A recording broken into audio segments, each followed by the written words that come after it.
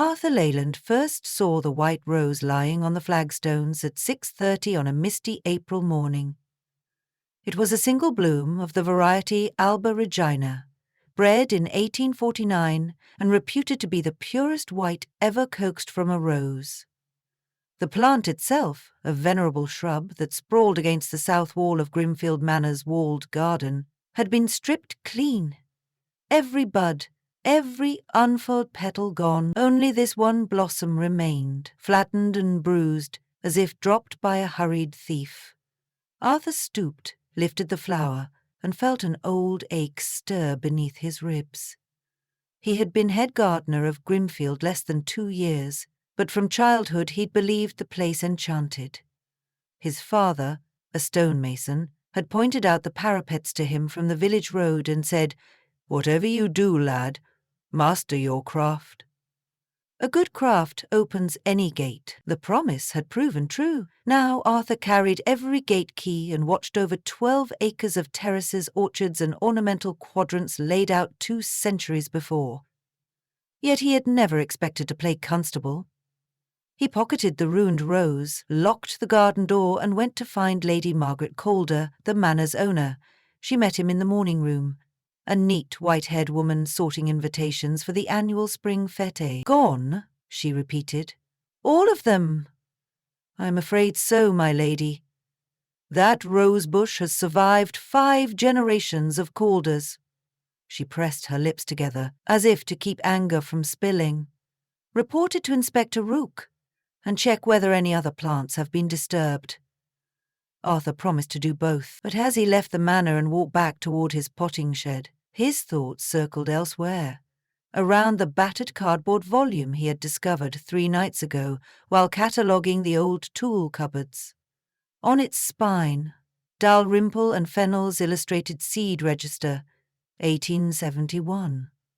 Inside, dozens of engraved plates, peas arranged like pearls, peach blossoms dappled with stippled ink. The margins were crammed with penciled notes in a sharp, slanted Victorian hand.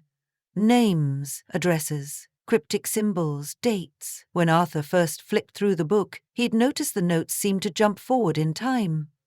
1899, 1914, 1936, as if someone had later returned and kept adding commentary. One line, "Ada weds Hugo. Watch the lilies. 1912, made him chuckle. He assumed it was merely family chatter from an ancestor bored by botany, until this morning, for pressed beside the plate of the Alba Regina rose was a note dated 12 April 2023, today penned in modern ballpoint. "White Queen will vanish before dawn. Guard the gate." Beneath, the same hand had sketched a tiny chessboard. The Queen toppled. Arthur fetched the seed catalogue from the shed and laid it open on his bench. He reread the prediction, then examined the earlier entries. Many possessed the same coded brevity. Askew window orchids, 27/6/1920. Copper Beech Burns, 15/8/1966. Some lines had been crossed out, as if the event had passed and the note deemed no longer useful. Could it be a hoax? Perhaps one of the estate volunteers playing an elaborate joke? Yet none had seen the book. He'd locked it away after that first night. He'd traced the latest scrawl with his thumb. Guard the gate. He had not, and the rose had vanished. His failure sparked both guilt and curiosity. If the text could anticipate one crime, might it anticipate more? And who was writing these warnings? He phoned Inspector Rook, reported the theft, and omitted the catalogue entirely. Then he brewed a mug of builder's tea, sat amid seed trays, and began to transcribe every marginal note into a ledger, recording date, plant, and cryptic comment. By noon he had filled 6 pages. Almost all entries before 1980 described incidents he could verify in estate records. The 1936 topiary vandalism after a raucous village fete. The catalogue's writer seemed both omniscient and oddly plant-obsessed, predicting mischief only insofar as it touched Grimfield's gardens. After 2023's note lay one more recent addition, dated tomorrow. Magnolia solangena holds a secret. Petals fall at dusk. Arthur glanced to the orchard lawn where the magnolia, big as a wagon's wheel, was breaking into pale pink bloom. The fete guests would wander beneath it tomorrow afternoon. If there would be another theft or worse, he must learn what secret the tree held. He shut the ledger, locked the catalogue in his desk, and strode into the magnolia's shadow. The ground below was immaculate. He searched the bark for fresh knife marks or drill holes, but found nothing except moss and the faint aroma of sap. He considered installing a motion sensor camera, yet one note suggested low-tech vigilance. Guard the gate. Whoever wrote that likely preferred the direct gaze of a gardener. Late afternoon found him halfway up a ladder, threading fishing line through the branches to create an invisible net that would tinkle bells if disturbed. He imagined himself a medieval sentry, stringing tripwires. He worked until the sun dipped and left the petals glowing like embers in the gloom. That night, he slept fitfully in his cottage at the garden's edge. He dreamed of pages turning themselves, margins filling with fresh ink. At 4, a faint jingle of bells woke him. He bolted upright, seized his torch and sprinted out. Under the magnolia stood a figure in a charcoal cloak, one arm raised among the blossoms. Arthur shone the beam and shouted, "Stay where you are!" The figure didn't flee. Instead, it lowered its hood, revealing a young woman with straw-brown hair, spectacles flashing. "Mr. Leyland," she said calmly. "I hoped you'd come." He blinked. "You know me?" "Only by reputation. You prune roses with sugar water, which is clever." She gestured upward. "I'm Dr. Elodie Kestrel, Department of Cryptobotany, Leeds University." Arthur had never heard of such a department. He kept the torch trained on her, noting her muddy boots and a leather satchel. "And what are you doing in Grimfield's garden at 4 in the morning?" "The same as you," she replied, "trying to stop tomorrow's catastrophe." Her confidence unsettled him. "Explain." She opened the satchel and pulled out an object wrapped in oilskin. A second copy of Dalrymple and Fennell's register. Identical binding, though more battered and missing its spine cloth. She flipped to the magnolia plate. In her margins a fresh note read, "Arthur learns the truth dawn light through petals." He staggered back. "You're the writer?" "Only the most recent one." She reached into a pocket, produced a fountain pen, and crossed through that line. "But it just came true, so it's time-stamped." "A ledger that predicts the future." He laughed, though it sounded hollow in the darkness. "Nonsense." Elodie breathed on her glasses, wiped them. "Not predicts updates when someone decides an action. It's a quantum called and responsive linked to botanical loci. Ottoline Calder discovered it in 1871. She realized the book responded when plans were made that would affect the estate's plants. Rather than burn such sorcery, she used it to protect Grimfield." Arthur steadied himself against the ladder. Incredulity battled the memory of the vanished roses. "Assume I believe you. Why didn't you stop the rose theft?" "I arrived yesterday noon and couldn't get past Lady Calder's staff to warn anyone. The note told me you were key." "You could have phoned." "The ledger warned me not to. It said trust to falling petals." He exhaled a nervous laugh. "And the catastrophe?" "Look." She flipped further to the final plate, featuring a bank of nightshade. In a crisp margin, the ink barely dry, read, "4, suffer poison, sweetened with iced elderflower." Beneath, tomorrow's date, Arthur felt his throat constrict. The fetes served elderflower cordial from the Manners recipe beloved by children. "You're saying someone plans to poison it?" "Yes, and we have less than 18 hours to stop them." He rubbed his temples. "Do we know who?" She shook her head. "Not yet, but the catalogue obeys botanical correspondence. The poisoner's clue will lie with a plant that connects white roses to magnolia blossoms." He considered. "Perhaps their location. The old conservatory sits between. Then we search there. They waited until dawn's first glow to avoid suspicion. While Lady Margaret breakfasted, Arthur unlocked the ivy-choked conservatory for the first time in years. Glass panes were broken, the tiled path littered with snail shells, but amid the rust lay rows of metal tea kettles and a recent camping stove. "Someone's been using this," Elodie murmured, running a finger along a kettle rim grown sticky with residue. Arthur unscrewed the stove's gas canister, half empty. Next, he spotted a cardboard box labelled "Sugar, Alabigina, dried and blended." "Rose sugar," he murmured. "For elderflower cordial?" Elodie sniffed the mixture, recoiled. "And atropine alkaloids? Extracted from—" She looked around, her eyes landing on a pot of woody shrubs. "Deadly nightshade seedlings." Arthur breathed in sharp through his teeth. So, someone harvested rose petals to disguise the powder. "But why roses?" Elodie asked. He thought of the catalogue's chessboard sketch. White queen, queen of flowers, the rose. Symbolic flourish. They bagged the evidence, photographing each item.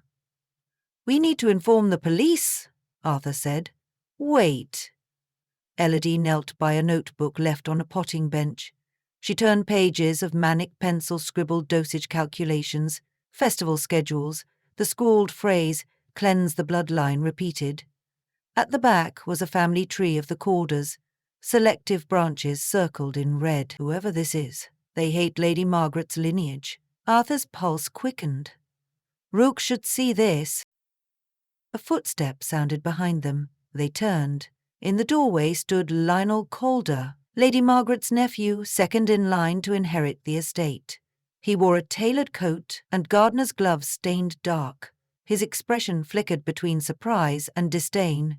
"Didn't expect company," he said lightly. Arthur forced calm. "Morning, Mr. Calder. We're cleaning up." Lionel's gaze fell upon the box of rose sugar, the stove, the notebook. A veneer of composure cracked. His jaw tightened. "That's private property." Elodie slid her phone into her pocket, evidently having recorded. "Poison is considerably more than private." Lionel stepped toward them, eyes icy. "I'm calling security." He pulled out his mobile. "Please do," Arthur said. "Inspector Rook will be happy to chat."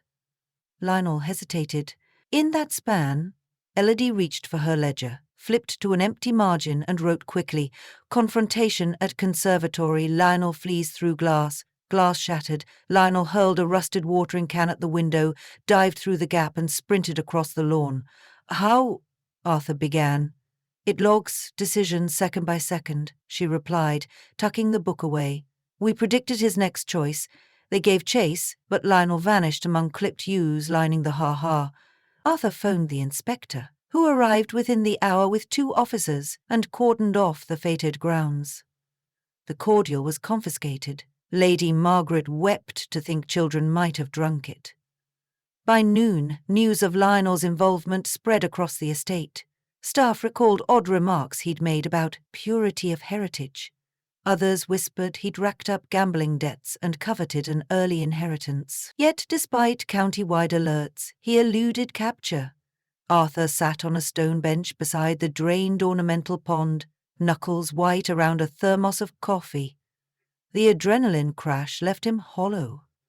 "We stopped him, but he's still free." Elodie perched beside him and opened the ledger. "Let's see what comes next." New ink blossomed across the margin under deadly nightshade.